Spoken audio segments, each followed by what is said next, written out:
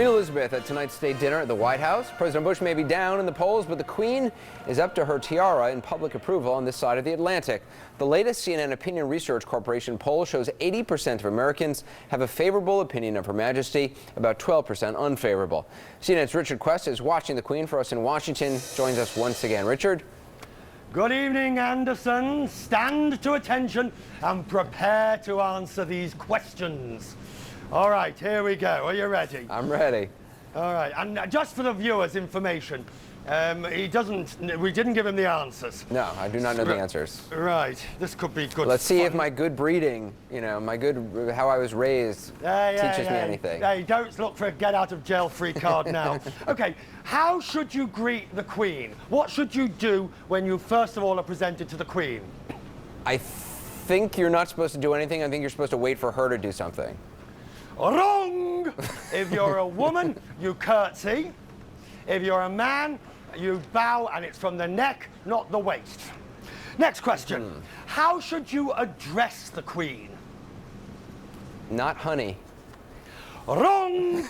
It is Your Majesty on first reference, and thereafter it's ma'am as in spam, not ma'am as in farm. Finally, when dining with the Queen, when should you stop eating? When she stops? Right! Yes, basically when the Queen stops eating, the meal is over. Wow. 1 out of 3. Pathetic. Do we know, is the Queen a fast eater, by the way? She's very talented at eating at a slow speed so everyone can join in. I understand this afternoon Mickey Rooney, the actor, kissed the Queen's hand as a greeting. Was he arrested? No, it was a minor breach of protocol, but I can tell you, because the palace have told me, the Queen takes these things in her stride. She was far more delighted. Look at the smile on the woman's face.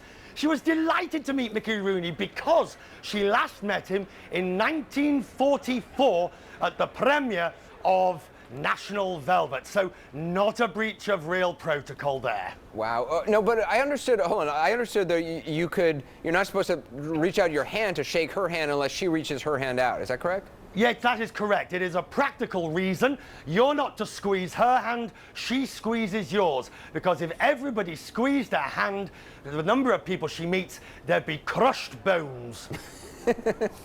I see you're in a white tie.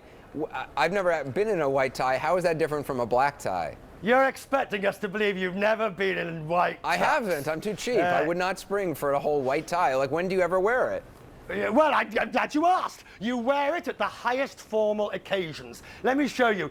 White tux is a pain in the behind because there's so many bits to it.